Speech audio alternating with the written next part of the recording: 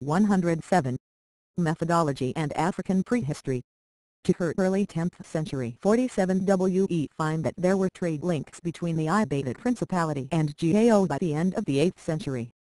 If along with this chronicle we use later compilations like Wissierif's Sayar, we can extend the finding to the whole Saharan border of North Africa. But these hagiographical sources disclose information only in an elusive way. They have to be read against a general outline we have already established, and to be constantly cross-checked with other types of sources. They do not, as I see it, authorize constructions and deductions so bold as Lewick's.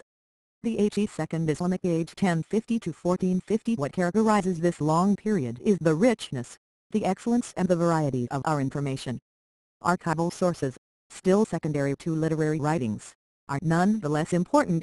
Genizah documents, Almoravid and Almohad letters, WQF records, fatwas, Italian documents, official items interpolated in the great compilations.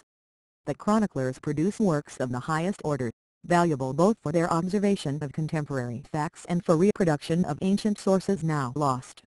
Finally, for Black Africa our knowledge reaches its peak, while new African documents appear in the shape of the Ethiopian manuscripts. Archival sources. These relate to Egypt and the Maghreb almost exclusively. We now have documents of the Cairo Genizah that cover the whole period under consideration. Most of them, however, are of the Fatimid era, and only a few belong to the Mamluk centuries. These documents odds and ends of family papers and business correspondence reflecting the preoccupations of the Jewish community in Egypt and elsewhere. Written in the Arabic language and the Hebrew alphabet, and undated, they have to be used with a certain amount of technical caution.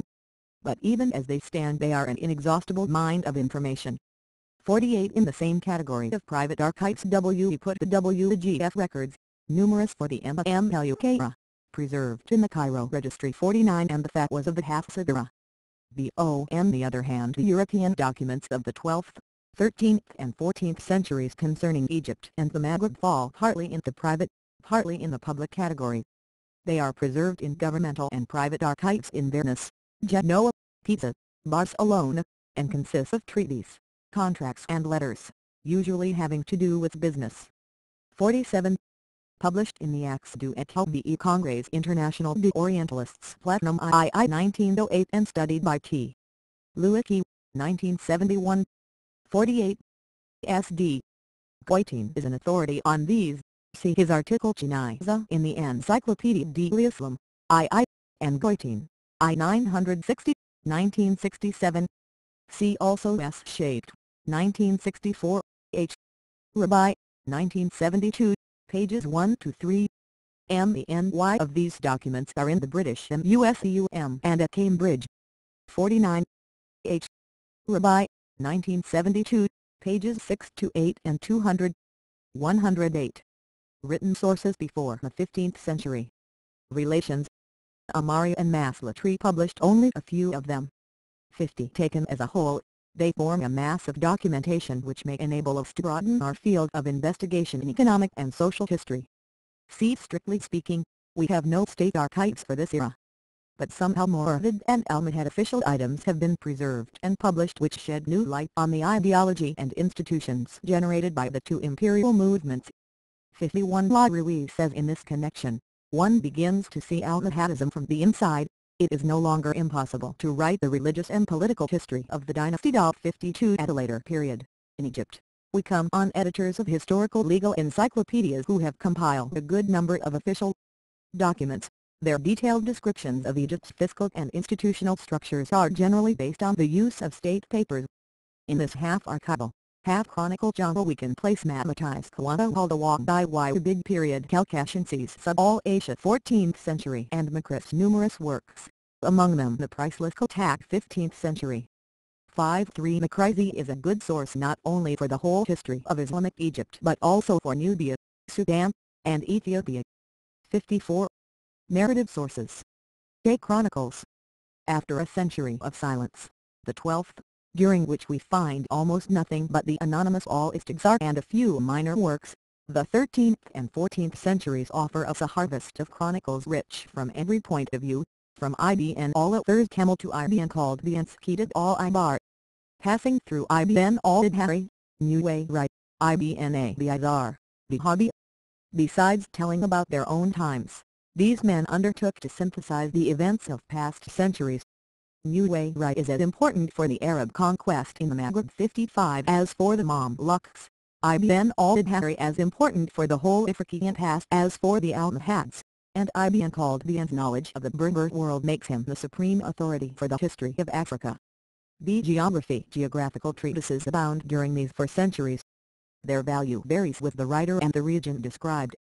TWO geographers stand out from the crowd by virtue of the scope and quality of their information. All 50. M. Admaria, 1863, L. Maslatri, 1866. 51. Letter Officials Almoravides, edited by H. Mutiennes and A. M. Mackie, Tron. September Letter Officials Almohades, edited and translated by E. Levi Provençal, Albedacus, 1928. 52. 8. La Ruiz, 1970, page 162. 53. H. Rabai, 1972, pages 10 to 20. 54. His Kitab al-Ilmam gives us the list of the Muslim kingdoms of Ethiopia, borrowed, it is true, from Umri. The excerpt was published in 1790, at Leiden, as Historia Regum Islamicarum in Abyssinia. 55. But this fragment is still in manuscript. 109. Methodology and African Prehistory. Bakri Fluid 1068 in the 11th century, Volume D 1342 in the 14th. Hygroseff's well-known work is debatable and debated, but there is original information to be gleaned from less familiar geographical writings. Ibn Saids, for instance, so interesting on the Sudan. 56. Al-Bakri's Masalik Wal Magalitzel represents the apogee of our geographical knowledge of the Maghreb and the Sudan. He did not travel in those countries himself, but he made intelligent use both of Al-Waraq's notes, now lost, and of first-hand information from merchants and travelers. Al-Idris's Book of Roger 1154 borrows a good deal from its predecessors. The description, confused for Ethiopia, becomes less inaccurate for West Africa. But here and there an original and sometimes valuable note slips in. Ibn Said al-Garnak S geography before 1286 borrows from Idris in its description of Ethiopia, though some new information is to be found in it. Its chief interest lies in the description of the Sudan, largely based on the writings of a 12th century traveler, Ibn Fatima. For the historian of Black Africa, the major work of the 14th century is Al-Umar S Masalik al-Answer. 5s. The testimony of an observer of the highest caliber. It is our main source for the study of the Mali kingdom both in its internal organization and in its relations with Egypt and Islam. But it is also the richest Arabic account we have of the Muslim states of 14th century Ethiopia. Besides giving an interesting description, Al-Umari poses the problem of the emergence of the state in the Black world and the problem of Islamization, just as 3 centuries earlier Al-Bakri posed the problem of the Great Gold Trade. Al-Bakri's work suggested the depth of the bonds between the Maghreb and the Sudan. Umari suggests the movement toward the bond with Egypt. Umari's work is supplemented by that of a direct observer of Sudanese and Maghrebian reality, Ibn Battuta. But there are many minor geographers and many authors of accounts of travels, and they should by all means be consulted. I might mention, Al-Zuri 12th century AVT, Damashqi 14th century the so-called Moshaffarian geography, Ibn Jubair, Baghdadi, Abdri, Lijani, Baloyi, Hinduri. See sources religious and literary in inspiration. The background of the religious sources is varied. There are works of Tabaqat and hagiography, Sunnite, Kharijite, Marabutic and even Christian from the Coptic community. There are also manuscripts of Ethiopian churches that reproduce official documents in their margins. All these writings prove useful, not only in showing us how the religious. 56. For an exhaustive list of geographers C.L. E. Kerwell and V. Met v. 1961, as supplemented by the first chapter of Armani, 1961. The notice by T. Lewicki, 1971 and the introduction to a Mickwell's thesis, 1967. 57. Edited and translated by M. D. Slane as description D. F. Afric Septentrionale. 58. translated in part by M. Godfrey de Montbans as l'Afrique moins Egypte. Note: written sources before the 15th century. Sensibility and the religious world evolved, but in adding to our knowledge of social life. Works like Maliki's Riyadh or Edith Madri have sociological jottings scattered through them. Kharija sources are of course very important for the whole Saharan zone of the Maghreb, which was the zone of contact with the blacks. The chief representatives are Wasili, Darjatint, Abiyu Zakaria, even a late author like Shamaki. Finally, the whole mass of Arabic and Coptic writing produced in medieval Egypt by the local church illuminates the relations between churches and the relations between the ecclesiastical hierarchy and the state. 59 literary sources are plentiful during this period. They pertain almost exclusively to the Maghreb and Egypt. In this category the raised idol of al-Kabi al-Fahil and especially Safad. Yes, great dictionary al-Wafidi al-Wafayat hold a special place. Thus our documentation for this second Islamic age is copious, varied and generally of high quality in contrast to the previous period. In properly Islamic Africa our writers, no longer content with tracing the simple political outlines, now throw a strong light on the working of institutions and the deep undercurrents of history. For Black Africa our knowledge reaches its fullest amplitude, until the time when European and autochthonous documents enable us to go deeper and push its limits out to zones that have thus far remained in impenetrable darkness. Conclusion: it would be wrong to think that the African continent is in a state of hopeless penury as regards pre-15th century written sources, but it is true that on the whole it is less well supplied than Europe or Asia. Nevertheless, while a great part of the continent is totally devoid of such sources, for the remaining part historical knowledge is possible, and in the case of Egypt is based on a documentation that is exceptionally rich. This means that, failing the discovery of any material, which seems improbable, the meticulous and judicious exploitation of these texts can still contribute a great deal to our knowledge. It is therefore urgent to turn to a full-scale program of textual criticism, re-edition, collation and translation, the work already begun by a few pioneers, and which must be extended. Finally, while our sources were written in a framework of universal cultures with focal points outside Africa, classical and Islamic cultures, they have the advantage that they are most of them common and can therefore be read in an African context, though we have to be careful when we come up against ideological presuppositions. This is particularly true of Arabic sources, which still form the main basis of our knowledge. Their being relatively or absolutely foreign to their subject takes nothing from 59. Potrologia Orientalis, the main collection. Works of concern to us are inter alia those of Severus of Alexandria 10th century and Ibn Mufra 11th. Interesting for Ethiopia, Kita Zayar al-Badhi Recute. Cf. Also Michael the Syrian, edited and translated by Shabt. 3 vols Paris, 1899, 1910. Bill. Methodology and African Prehistory. Their value, except by the fact of distance. Therefore, while socio-cultural differences must be recognized, the fact remains that these sources bring out a certain solidarity in African communication, the solidarity of which, hitherto, Islamic and African scholars have not always been aware. 112. Circumflex accent J circumflex accent I circumflex accent I circumflex accent I circumflex accent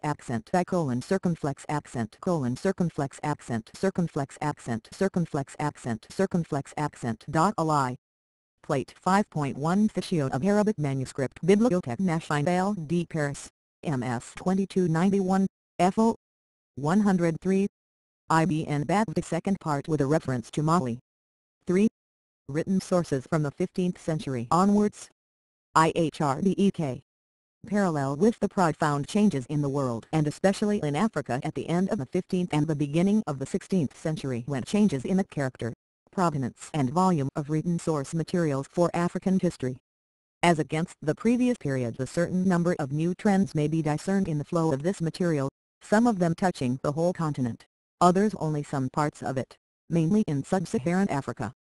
First, together with the continuous growth of all kinds of narrative sources, travelers' accounts, descriptions, chronicles, and so on, emerge numerous and various materials of a primary character such as official, commercial or missionary correspondence and reports, legal deeds and other items of archival nature.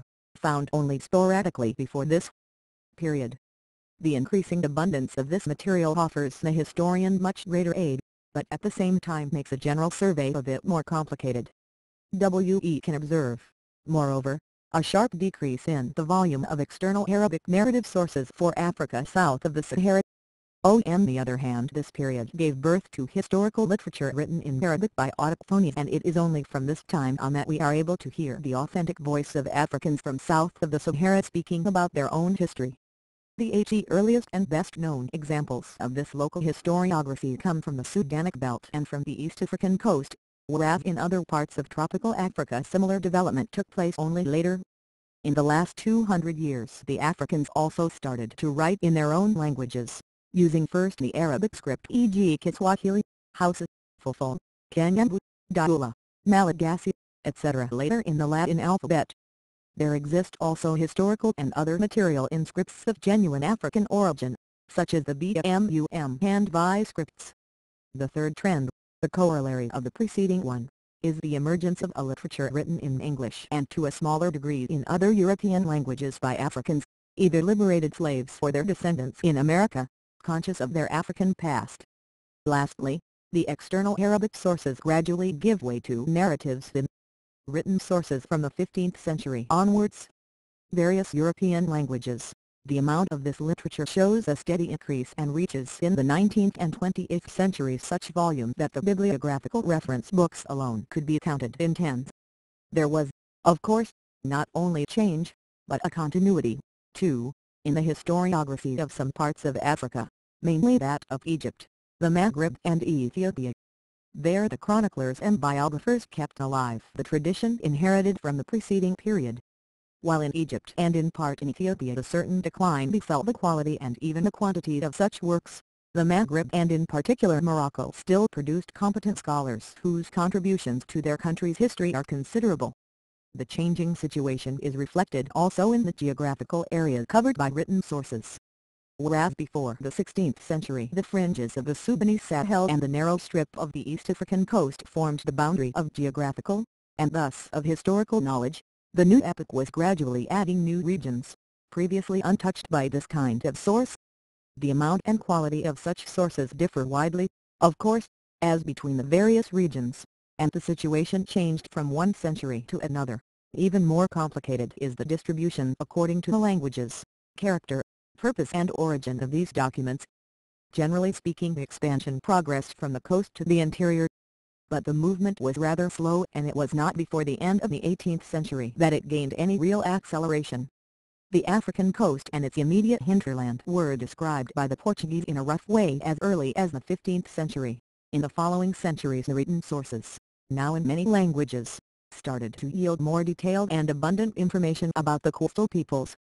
The Europeans penetrated into the interior only in a few regions on the Senegal and the Gambia, in the Niger Delta and Benin, in the realm of the Congo state and along the Zambezi to the Mwene Mutapa Empire, thus bringing these areas into the horizon of written sources. At the same time some parts of Africa, hitherto practically untouched, became better known, that is, the southwest African coast or Madagascar. More ground was covered by sources written in Arabic. The Sudanese Historiographical School, besides itself yielding information about previously unknown regions, spread to other areas, mostly in the southward direction, so that by the 19th century the whole belt between the Sahara and the forest, and at some points even as far as the coast, can be considered to be covered by local written sources. But large parts of the interior had to await the 19th century before any reliable written accounts were produced. Even in the coastal regions we encounter wide differences in historical information. On the whole the Atlantic coast is better provided with written documents than the eastern coast, and again, the amount of material available for ancient Congo, the Senegambia, the coast between Cape 5, methodology and African prehistory, Palmas and the Niger Delta is much richer than are the sources for, say, Liberia, Cameroon, Gabon or Namibia. The situation differs also according to periods. There is much more written information for the eastern coast, Benin or Ethiopia in the 16th and 17th centuries than in the 18th, and for the Sahara in the first half than in the second half of the 19th century. Owing to this uneven distribution of the source material in space, time and character as well as its various origins and languages. It is preferable to discuss it according to varying criteria and not to stick to one procedure only. Consequently, we will present it in some cases according to geographical regions, in others according to its origin and character. North Africa and Ethiopia. North Africa. Source material for Arab-speaking North Africa, like that for other parts of the continent, underwent some profound changes compared with the preceding period. These changes do not particularly touch local historical writing, which continued as before in its traditional way to chronicle the main events. Then no outstanding figure comparable to the great Arab historians of the Middle Ages emerged among the late annalists and compilers, and the critical approach to history as preached by Ibn Khaldun was not continued by his successors. It was not until the 20th century that modern Arab historiography was born. The changes concern chiefly two kinds of sources: the archival documents of various origins, and the European accounts. It is only from the beginning of the 16th century that the primary source material, both in Arabic and Turkish, starts to flow more abundantly.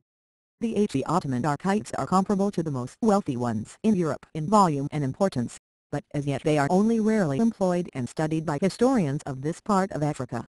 From the same period originate also the secondary archives in countries that formed part of the Ottoman Empire: Egypt, Tripolitania, Tunisia and Algeria. A special case is that of Morocco, whose archives preserved rich historical material throughout its independence. The documents it possesses are chiefly government, administrative and juridical records. Less abundant is the material dealing with trade and production, social and cultural life, at least before the 19th century. This is partly due to the lack of the private archives that furnish such valuable information for the economic and social history of Europe. For some countries and periods these gaps can be filled.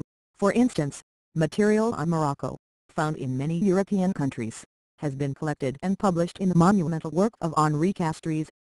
3D compilation of similar collections, or at least IJ9, 1930, R. Mantron, 1965, R. Lee Tournier, 1954. 2. 8. McNayside, 1953, G. Aya, 1961. 3. Les Sources Inédites de l'Histoire du Maroc, 24 vols Paris, 1905-51. 116. Written sources from the 15th century onwards. Lists of the pertinent documents concerning the other North African countries is among the most pertinent urgent tasks for the near future. Turning now to the narrative sources in Arabic, we can discern a steady decline in historical writing, both in quality and quantity, with the sole exception of Morocco. Here the traditional school of chroniclers continued to produce detailed histories of the two Sharifi and dynasties up to the present time. Reference may be made by way of example to Masult by Mokhtar Sufi in 20 volumes and the Histoire de Tetuan, now in process of publication. For from among the uninterrupted chain of historians we can indicate only the names of the most distinguished. The Sogdian dynasty found an excellent historian in Al-Afrani, died c. 1738 who covered the years 1511 to 1670. The following period 1631 to 1812 had the good fortune to be described in detail by the greatest Moroccan historian since the Middle Ages, Al-Zayani d. 1833-6, whereas Al-Naziri al-Slahi d. 1897 wrote the general history of his country with special emphasis on the 19th century, combining traditional and modern methods and using archival documents as well. He is also the author of a geographical work which supplies much material about social and economic life. 17. So these strictly historical works must be added also the narratives of travelers, mostly pilgrims. Who describe not only Morocco but also other Arab countries as far as Arabia. The two best accounts of this kind are those written by Al-Ayshi from Sijil Masad d. 1679 and by H.M. d. al-Darsi from Tamgrout on the Saharan fringes d. 1738. 8 other interesting pieces are the report of al-Tamgrouti, Moroccan ambassador to the Ottoman court in 1589-91, and the Bayala of Ibn Othman, Moroccan ambassador to the court of Madrid. 9. In the countries between Morocco and Egypt the local chronicles were neither so abundant nor similar in quality. For Algeria there are anonymous Arabic and Turkish histories of Uj and Kiradin Barbarossa, 10, and a military history up to 1775, by Muhammad b al-Tilimsani. Tunisian history can be traced through a series of annalistic works, going from al-Zarkashi up to 1525-12 to Makdish al-Safar Quzadi 1818-13. History of Tripoli has been written by Muhammad Galban Fluid 1739. For Ibadat chronicles and biographies, like that of al-Shad Makhid d. 1524 merit. For Levi Prowansal, 1922, Mokhtar Sufi, Masal, 20 vols published, Daoud, Histoire d. Tewan. 5. Edited and translated by O. Hudas Paris, 1899.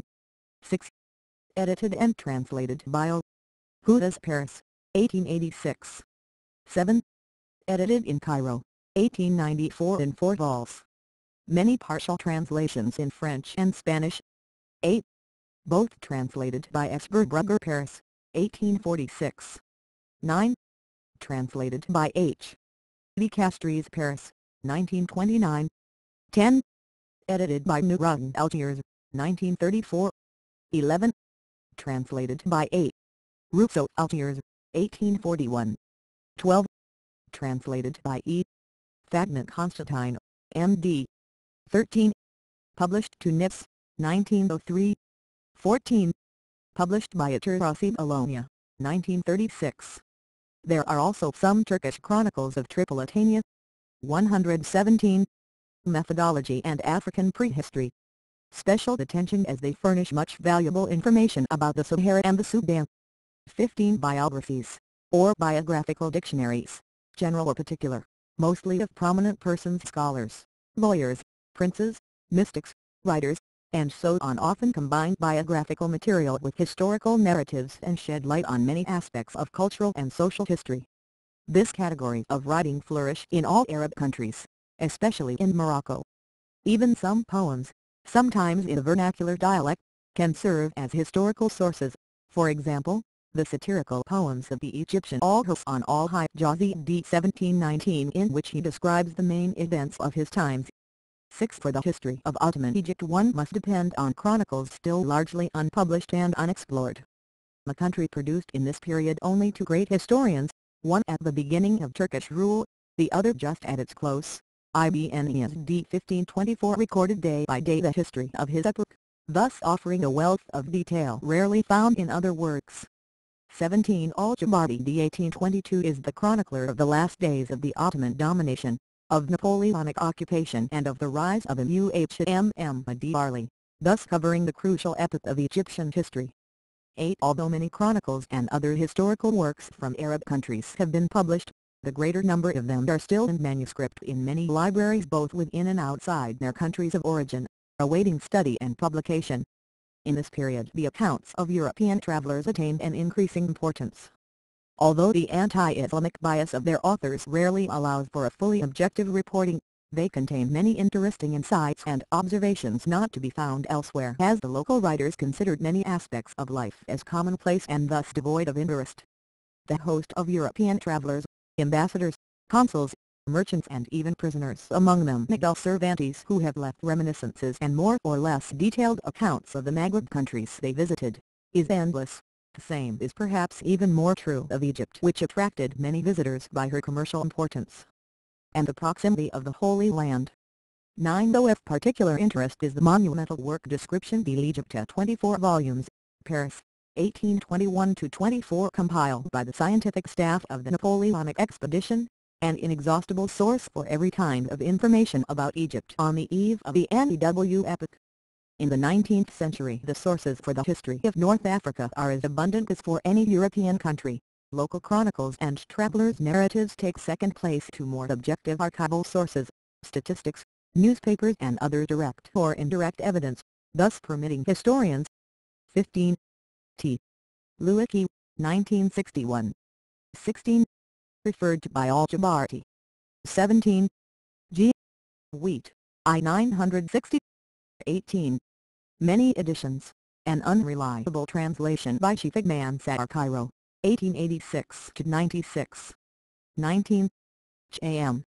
Care, 1932. 118. Written sources from the 15th century onwards.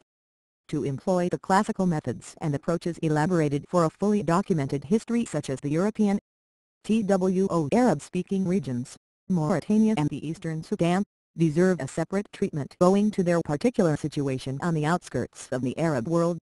The COMMON feature of the source material in these two countries is the predominance of biographies, genealogies and poetry over the strictly analytic form of historical writing, at least until the close of the 18th century. For Mauritania, various genealogies and biographies were published by Ismail Ahmed. This material was augmented by poems and other folklore material collected by René Bassett and lately by H. T. Norris. 21. A fruitful and active search for new material is underway by the Mauritanian scholar Mukhtar Wadhamadoun. The first truly historical work originates from the beginning of this century. Al-Wasat by Ahmad al-Shankiti is an encyclopedia of Moorish history and culture past and present.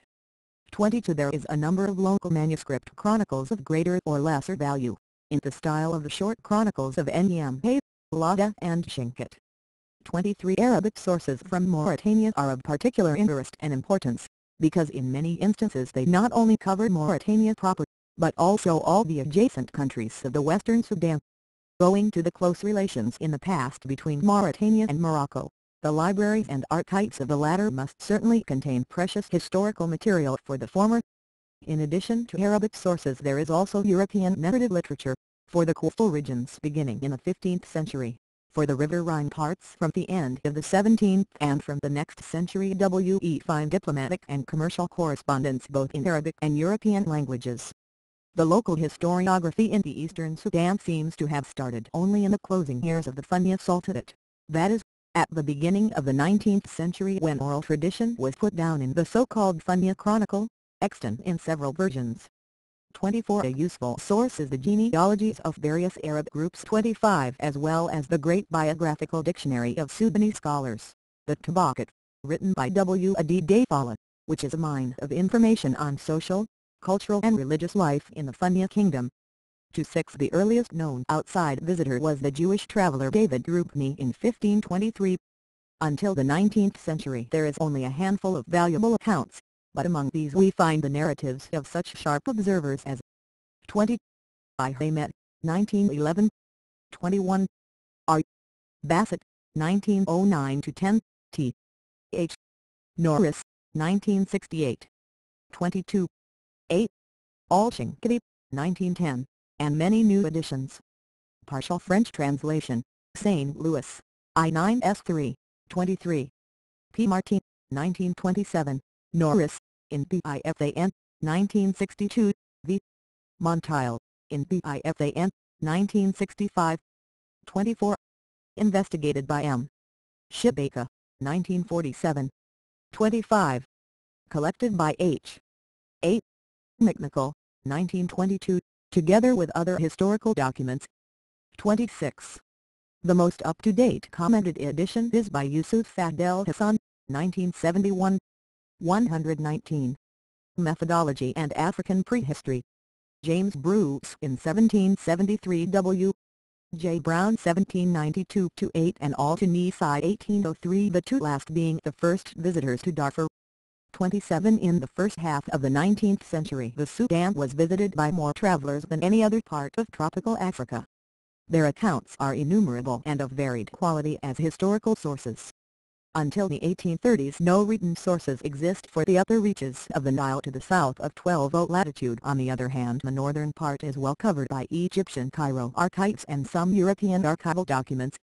So of outstanding importance for the last 20 years of the 19th century are the records of the Madhya, consisting of some 80,000 Arabic documents, preserved now mostly in Khartoum, Ethiopia. The situation in respect to written sources has been not dissimilar in Ethiopia. Here, as in Arab-speaking North Africa, the historian has at his disposal a wide range of documents, both internal and external.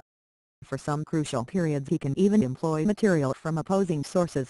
So the Muslim invasion of Ahmadi in the first half of the 16th century is covered from the Ethiopian point of view by the Royal Chronicle in Jizz of the Emperor Lubna Dengel, and from the Muslim side by the detailed chronicle written in 1543 by the scribe of Gram, Arab Fakich, not to mention Portuguese records from eyewitnesses. 28. The writing of royal chronicles had already started in the 13th century, and for nearly every reign, even during the period of decline, there is one or more detailed chronicle, recording the main events of the epoch. 29. This tradition continued throughout the 19th century and well into the 20th, as witnessed by the Adyinharic Chronicle of the Emperor Menelik II. 30. Many other kinds of Ethiopian literature yield useful historical material. This hagiographies, religious polemics, poetry, legends, histories of monasteries, and so on. A unique document is the History of the Gala by the monk Bari 1593, an eyewitness of the Gala invasion of Ethiopia. 31. A century later, Haya Rudolf, the founder of Ethiopian studies in Europe, compiled from the information of a learned Ethiopian one of the first general histories of the country. 32. Being the only Christian country left in Africa, Ethiopia naturally aroused far more interest in Europe than other parts of the continent even. 27. J. Bruce, 1790, W. G. Brown, 1806, Omer L. Townsend, 1845. 28. Arab Fakich, 1897-1901, M. Castanhuso, 1548, English translation, Cambridge, 1902. 29. C.F. R. Pankhurst, 1966, H. W. Blundell, 1923. 30. Written by Gabriel Selassie and translated into French, Paris, 1930-1. 31. C.F. Beckingham and G. W. B. Huntingford, 1954. Apart from Bari's history, this book contains parts of Almeida's History of High Ethiopia 1660. 32. Haya Rudolf, 1681, English translation, 1682-4. 120. Written sources from the 15th century onwards. As early as the 15th century, Benbow wondered at the number of foreign travelers, missionaries, diplomats, soldiers, merchants or adventurers who visited this country and recorded it, is very high. They include not only Portuguese, French, Italians and British, but also many people from many other countries, such as Russians, Czechs, Swedes, Armenians and Georgians. 33. N.D. There occasionally emerged Turkish or Arabic records which supplement the other sources in many ways. 34. From the second half of the 19th century onwards, the documents in the archives of all the major European powers as well as in Addis Ababa and even in Khartoum furnish important historical material. The importance of a close study of original Amharic documents for a correct interpretation of history has been demonstrated by the recent brilliant analysis of the Witch Alley Treaty 1889 by Sven Rubinson. 35. Republic of South Africa. Compared with other parts of the continent except the Arab-speaking countries and Ethiopia, South Africa offers, for the period under review, a much richer amount of the kinds of material already discussed, both archival and narrative. The lack of sources of genuine African origin before the 19th century represents a certain disadvantage, even if many European narratives preserved pieces of the oral tradition of local peoples. The earliest historical information derives from Portuguese or Dutch sailors who were shipwrecked on the southeast coast in the course of the 16th and 17th centuries. 36. With the establishment of the Dutch colony at the Cape 1652, the flow of material becomes richer and more varied. It consists on one hand of official documents, kept now mainly in archives in South Africa itself, but also in London and the Hague, partially published or made accessible by other means, but for the major part still not readily available. 37. On the other hand, narrative literature is represented by books and articles written by white travelers, traders, officials, missionaries and settlers who were first-hand observers of African societies for a long time. 33. Cf. The Monumental Collection of C. Bikari, 1903-17. But many previously unknown records have been discovered since Bikari and await publication and study. 34. E.g. the famous Turkish traveller Abul Yakul B.D. 1679, the 10th volume of whose Siyasat-name travel book contains descriptions of Egypt, Ethiopia and the Sudan. The Yemeni ambassador Al-Qaimi al-Kakabani left a vivid account of his mission in 1647 to the Emperor Faisal, for whose reign no Ethiopian chronicle is extant. It is published by F.E. Peiser in 2 volumes, Berlin. 1894 and 1898. 35.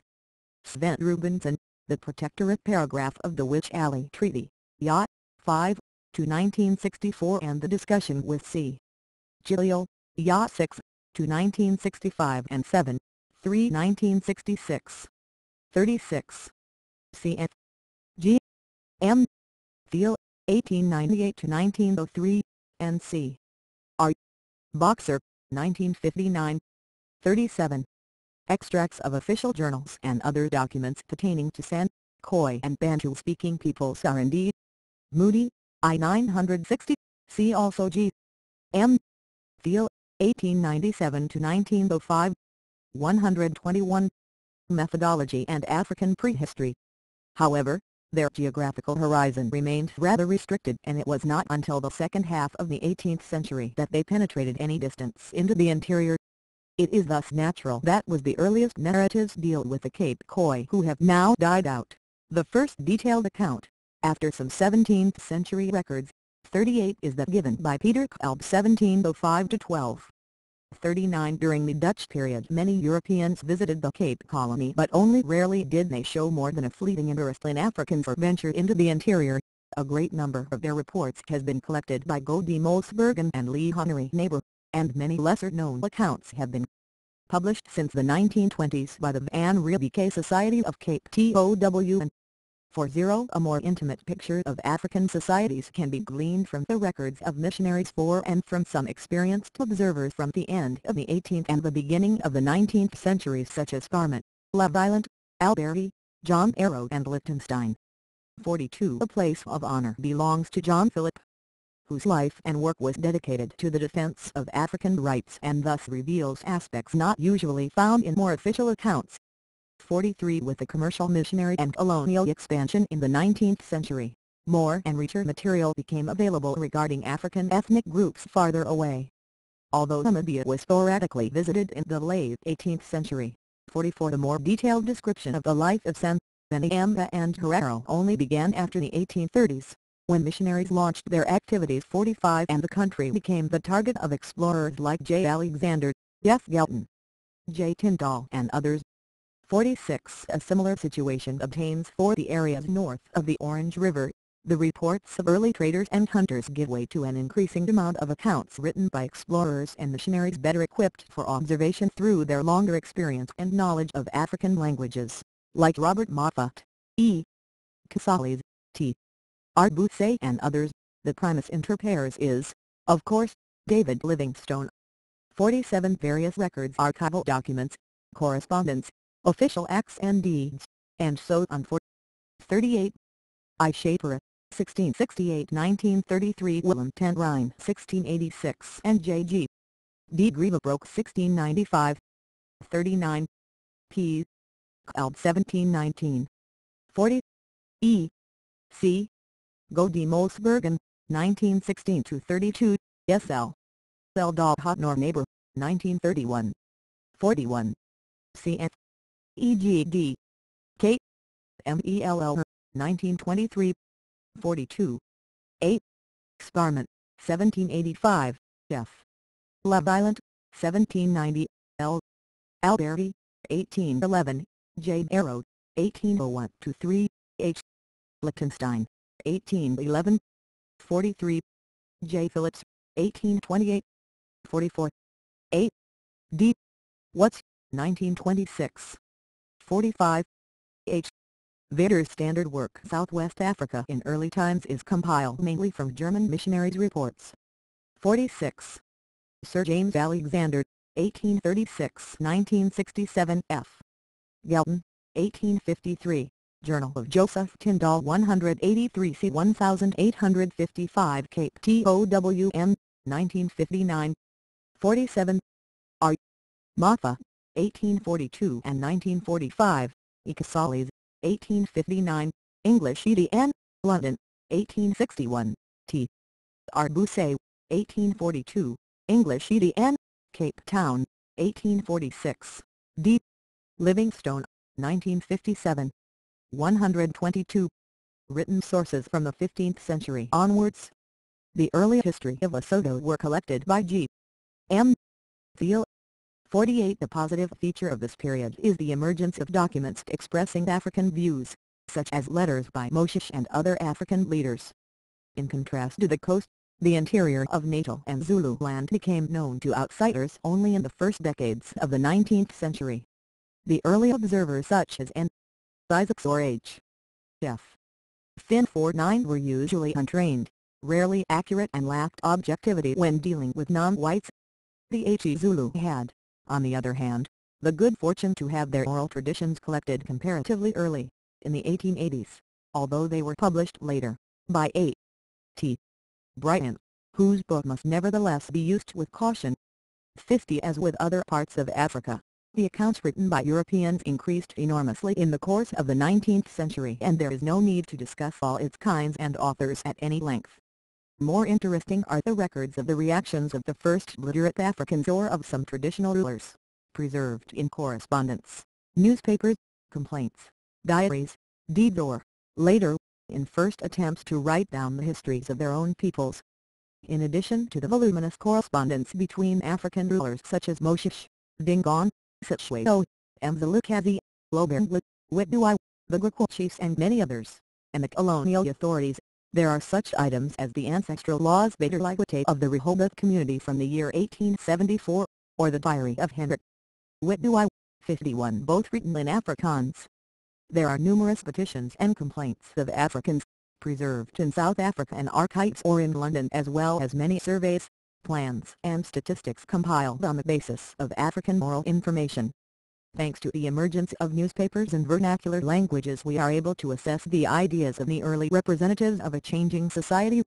In the weekly Isidijami published between 1870 and 1880 appeared the first criticism of European policies and its negative impact on African life, written by the first proto-nationalists like Teronsoga d. 1871 Dorji Chanzashe d. 1896, as well as the collection of Kosai historical traditions, by W.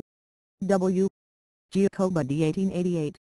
Another form of African opinion since 1884 was Mbo Zabandfenu, the Voice of Black People, edited for many years by John T. Jabatu d. 1921. Shortly before the First World War, 11 journals in African languages were being published, but not all of them defended the cause of Africans. An extraordinary figure was Myoki d. 1924, an active participant in the Zulu War of 1879, who later published in 48. G. M. Theo, Basutoland Records, 3 vols, 1883 vols 4 and 5 unpublished MSS. In Cape TOWN Archives. 49. N. Isaacs, 1836, N. F. Finn, 1950. 50. 8. T. Brighton, 1929. See also his A History of the Zulu, first published as a series of articles in 1911-13 and as a book in Cape TOWN, 1964. Cf. Also J. Bird, 1888. 51. The He laws are preserved in Rehoboth and in Windhoek, with Boai's diary was published in Cape TOWN in 1929. 123. Methodology and African Prehistory. The United States, his reminiscences as well as many articles about life in South Africa. 52. It was not until the 20th century that the first histories written by Africans themselves appeared. 53. Thus starting the new epoch in South African historiography. The history of this part of the continent has been for too long viewed from the vantage point of the white community, which tends to treat the history of the African peoples as something negligible and without importance. The struggle now going on in South Africa in every field of human activity necessitates also a new approach to the sources. Particular attention must be paid to the written evidence of the hard struggle of the Africans for their rights. 50. For only research based on all the evidence and material will allow the writing of a truthful history of South Africa. External narrative sources in Arabic and other Oriental languages, whereas the period between the 9th and the 15th centuries is sometimes called the era of Arabic sources owing to the prevalence of written material in this language. The period now under review is marked by a steep decline in this respect. The reasons for this change are connected with the general political and cultural development of the Islamic world, and they will be discussed in an appropriate place in a later volume. This does not mean that there are no Arabic narrative sources at all, but their number and quality, with a few exceptions, cannot be compared either with the preceding period or with sources of other origins.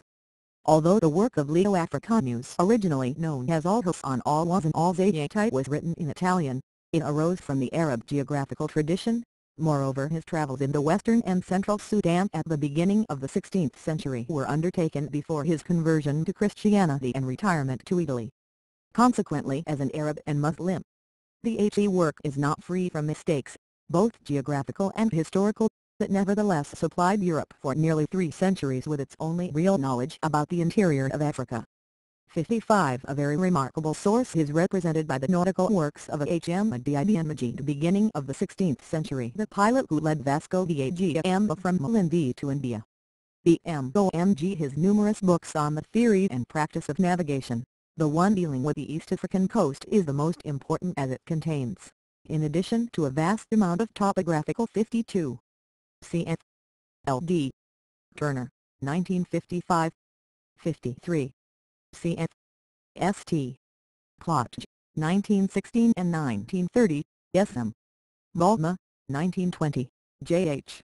Soga, 1930, Idem, 1930, T. B. Soga, 1936. 54. Cegd. T.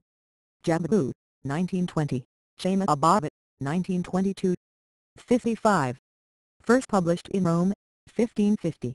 The best modern translation is Jean-Léon Lafricaine, Description de l'Afrique, by A. Epillard, annotated by A. Epillard, T. Morneau, H. L. Hope and R. Moni, 2 vols Paris, 1956. 124. Written sources from the 15th century onwards. Material and a chart of sea routes. Strong opinions about the Portuguese in the Indian Ocean. 56. A few original details about East Africa and the Zambia are to be found in the Chronicle of the Fortress of Aden, written by Abu Makrama d. 154-0. 57. There is a late chronicle bearing on the same region by Salo ibn Razak d. 1873 entitled History of the Imams and Sayyids of Oman, in which is incorporated an earlier work written in the 1720s by Sirhan ibn Sirhan of Oman.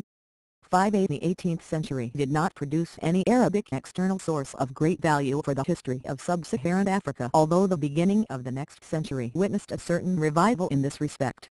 All to Nephi d. 1857 Whom we have already mentioned, described his visit to Wai in the first chronicle devoted to that kingdom, and also wrote a valuable report on Darfur. 59. A few decades earlier and at the other end of the Sudanic belt, the Moroccan Abd al-Salam Sheikhaini set down information about Timbuktu and the region of Massina before the rise of the dinar. 60. The history of the Songhai Empire, its fall and the later development of the Niger Valley was recorded in addition to the Sudanese chronicles by some of the Moroccan historians mentioned above. In recent times many unknown sources for relations between the Maghreb and the Sudan have been discovered in Moroccan libraries and now await publication and study by historians of Africa. There must also be most valuable material, in Arabic and Turkish, scattered throughout other North African countries and in Turkey itself, of whose existence we have so far only extremely scanty information. This situation offers exciting prospects for the historian, and the locating, editing and translating of this material are among the most urgent tasks in the near future. The material in other Oriental languages is even scarcer than in Arabic, but one must not preclude the discovery of more material in, for instance, Persian or some of the Indian languages. So far the most relevant source remains the Turkish traveler Abul Yaqub, who visited Egypt and parts of the Sudan and Ethiopia, but whose knowledge of other parts of Africa was indirect.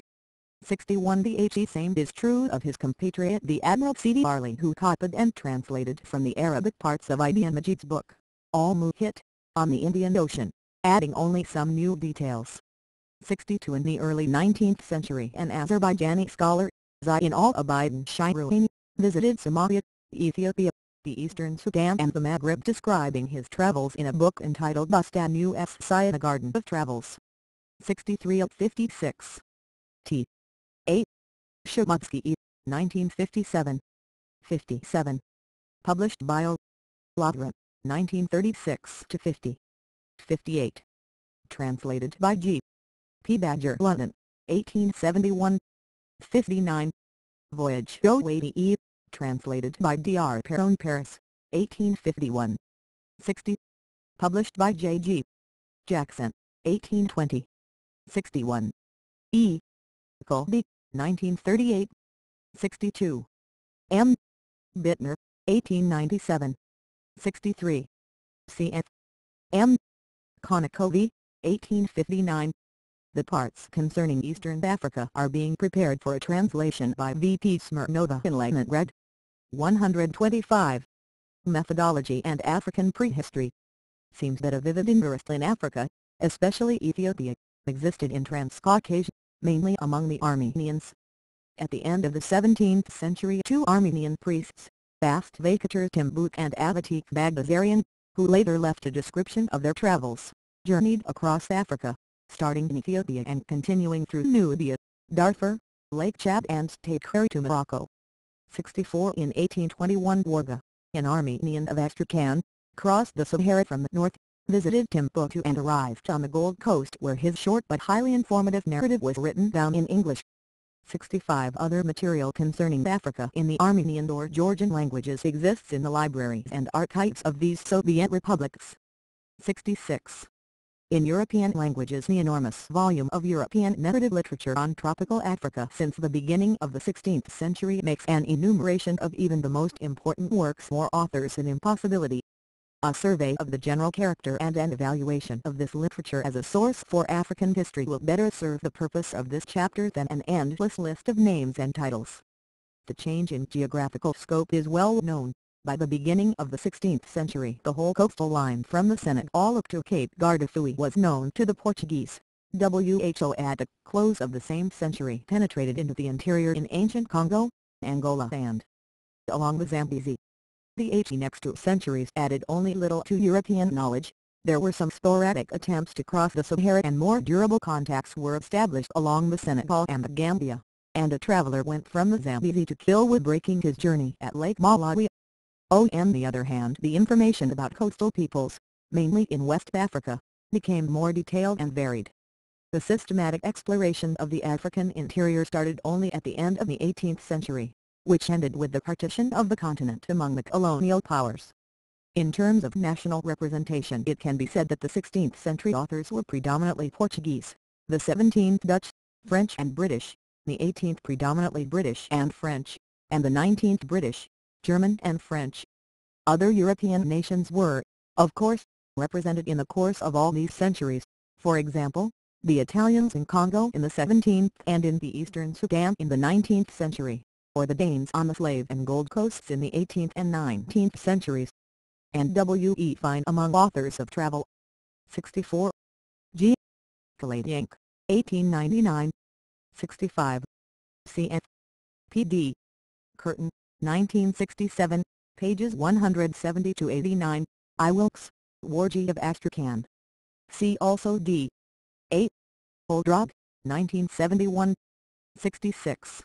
The series of documents on the history of relations between Ethiopia and Armenia from ancient times up to the 19th century is being published by the Institute of Oriental Studies of the SSR of Armenia, Yerevan. 126. Written sources from the 15th century onwards.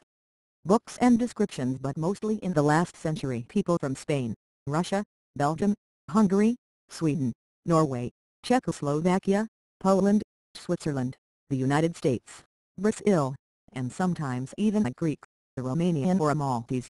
Luckily the majority of the books written in lesser-known languages have been translated into a more accessible one. In evaluating the European material we have to take into account not so much the national origin of the author as the changing attitudes of Europeans towards Africans and their societies in general. It would thus be a simplification to state that the Portuguese writers were more inclined to look with Christian prejudices on the people described than, let us say, the British, or that the Dutch were more prone to objective observation than the members of other nations. So of course, there is a difference between a Portuguese chronicler from the 16th century approaching his subject with medieval values and a Dutch scholar or physician of the late 17th century who was already a product of a more rational culture. The amount and variety of the material at our disposal does not allow any hasty generalization. The positive judgment could be reached only by analyzing it individually, according to its OW and merits, taking, of course, into consideration both the time when and the purpose for which it was written. We must also avoid the fallacy that over the period there was a gradual improvement in the objectivity of the reporting, and that the nearer we come to today the more scientific must be the observations about African reality, thus stipulating in advance the notion that an account by the 19th century traveler has, simply by that fact, a higher credibility than one written 3 centuries before. Burton and Stanley as observers were prisoners of the allegedly scientifically proved notion of the superiority of white men in the same way as Portuguese authors were of the alleged superiority of their Christian faith. The period of the slave trade was not, in general, favorable to objective reporting about Africans, but the practical necessities of the trade required a close attention to their economic activities and systems of government, so that we have even from this time a series of very valuable records. Books on Africa and Africans were written by missionaries, traders, officials, naval and army officers, consuls, explorers, travelers, settlers, and sometimes by adventurers and prisoners of war. Each had different interests at stake, and so the purposes and approaches vary considerably. The traveler tales, which are typical of a particular class of literature, were concerned with the unfamiliar, exotic and strange world, and had to respond to general demands of their readers. This trend in the exotic and adventurous, adorned by more or less fantastic opinions on African peoples or describing the innumerable dangers met by the gallant traveler, persisted far into the 19th century. 67 missionaries paid some attention to African religion, but they mostly